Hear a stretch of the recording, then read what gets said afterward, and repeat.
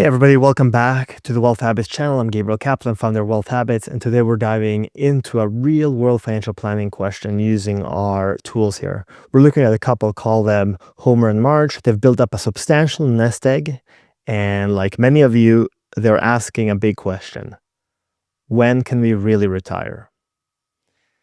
So here's the situation. Homer is 65, Marge is 64, and together they've accumulated approximately 3 million in invested assets. This includes Homer's Roth IRA and Marge's Roth IRA, and both each they are $200,000. Both 401ks have $500,000 each, and a significant brokerage account accounting for 1.6 million. It's a joint brokerage account. So it's a great starting point, but their core question is this: can Homer and Marge comfortably retire sooner, specifically Homer at 68 and Marge at 67? Or do they need to work a few extra years, aiming for Homer to retire at 72 and Marge at 71? The question is how much of a difference do those 4 extra years actually make to the plan? This is the exact kind of scenario where financial planning software like ours is invaluable. It allows us to take in all of these financial details, their assets, their expected income, like Social Security, their projected expenses, and all these different retirement timelines to see how the plan holds up over the long run. So let's look at the first scenario. Homer retires at 68 and Marge at 67. So we would go here to the retirement tab. We've already inputted all this information into the current plan, and we say at 68 and 67, this is the current plan. And they will both retirement monthly expenses, charitable giving. So again, one of their goals is charitable giving. They plan to give to some of their preferred organizations about $20,000 a year. So that's modeled in. Homer has both a salary and a consulting business. So he earns approximately, let's see, you could go into the profile tab, you would see income, and these are the income cards, essentially. Homer earns $245. His consulting business up until retirement will earn $150, but once he retires, he plans to slow down his consulting business, not fully retire like everybody else does these days. So we modeled out the 50% decrease. So he's only working for a couple of clients, and he's going to earn $75K a year after retirement. Marge, when she retires, she earns obviously nothing because she's going to be retired. But currently she's earning $190. That's kind of part of the base case scenario. They plan to spend $10,000 a month in retirement. They own a home in New York, and they have a condo in Florida. Both are totally paid off, so they don't have to worry about living expenses. They do have to worry about maintenance and taxes for those properties, which actually is a significant amount of their spending. So if you look at the cash flows, which is kind of the interesting part, in the current plan, they're both earning a salary and self-employment. But let's say you turn 70, both of them are 72 and 71, for example. You can see here that there's self-employment, Homer's self-employment of 75,000 has become 84 with inflation, and their Social Security, the joint Social Security income is 117. And this is actually a good chunk of their total inflows, but their expenses are much greater, right? So they still have that goal of $20,000 gift to the charitable organizations. They have a tax payment of $75,000. They have expenses of $233. Living expenses $150. So that kind of makes sense. Their housing is $42. And so if you go into housing, what does that look like? It's property tax, insurance and HOA, and maintenance, right? And from living expenses, there's a retirement expense. So we know what those things are. From kind of healthcare expenses, both of them are going to be on Medicare. This is the Florida home, the condo, the cost of maintaining that.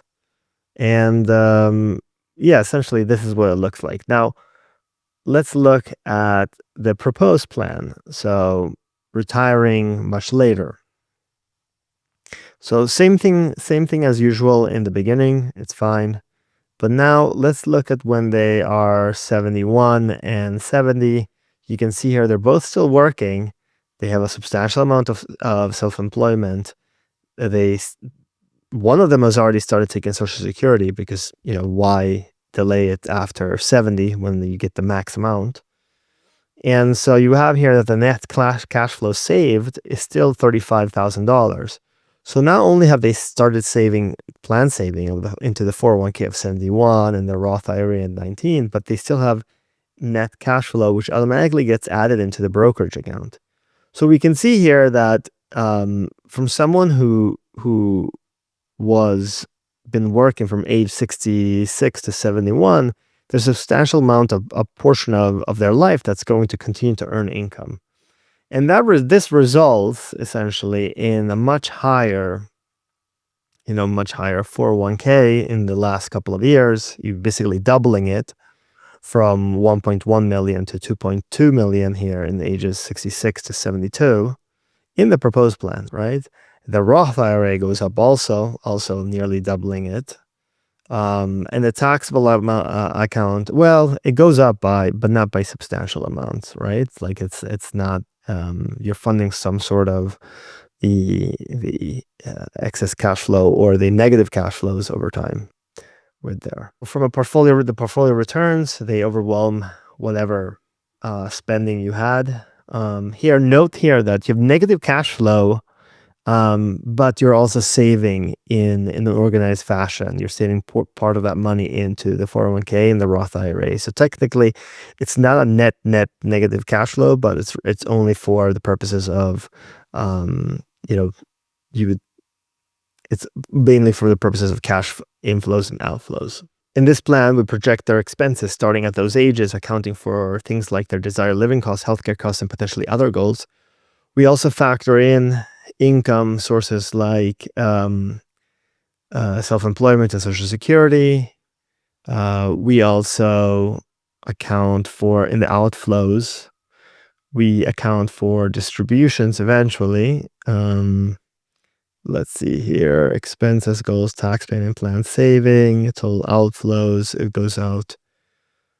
If you look at the net worth, but that's fine. The invested assets here, you have plan distributions going on from 75 onwards. We can see the accounts here, taxable, cash reserve, nope. 401k, this is Homer and Marge. It should be quasi-equivalent. They have a little bit of a different in risk profiles here, but other than that, they should be practically the same, right? Here is similar fashion here. They're modeling out the same thing. So how do we figure out this percentage probability of success? Well, this software application, Right Capital, it's called Right Capital.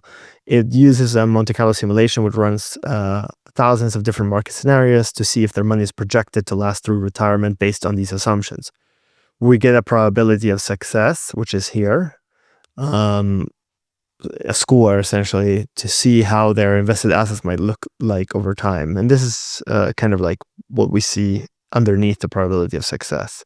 The median line of the proposed plan is more or less where we think you're going to end up.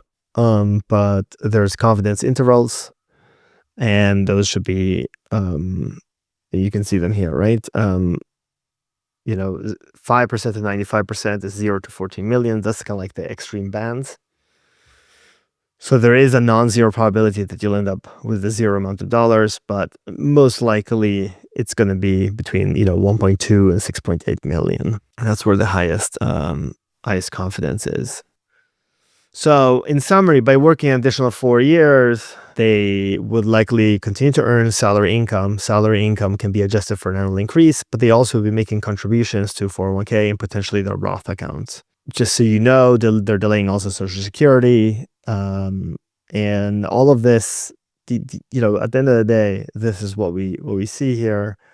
And if you're someone has 3 million and has a similar scenario, there's a likelihood that you can probably retire at that age, but delaying it to 72 will give you a much higher success rate, and you'll be able to withstand some additional pressures, unforeseen events, probably. So at the end of the day, yes, based on these financial projections with extra 4 years of work that actually absolutely make a meaningful difference in potentially increasing the longevity and security of the retirement portfolio, it often provides for greater financial cushion. However, this is a really important point to discuss with clients. Deciding when to retire isn't just always about the numbers of a spreadsheet. Even if the financial plan looks solid for an earlier age, sometimes working those extra years isn't entirely your choice. It can be influenced by a combination of factors like your health and the needs of and desire of your employer, or other unforeseen personal circumstances. So, I talk to many clients all the time about this. A lot of them have the intention of working longer, but it's not always possible. Unforeseen circumstances such as unemployment could lead this scenario to be unachievable.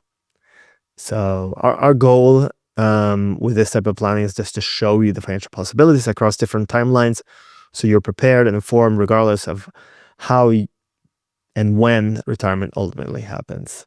By modeling these scenarios in Rec Capital, we can visually demonstrate the trade-offs and benefits of each option, empowering Homer and Marge to make informed decisions about their financial future and live their desired life. If you found this analysis helpful, please hit the like button and subscribe to the channel for more insights into financial planning. And remember, understanding your own financial picture is key to achieving your goals. You can learn more about how we help clients like Homer and Marge to get the most out of their life with their money by visiting us at wealthhabits.com. See you next time. Oh, and as a disclaimer, always talk to your individual financial professional.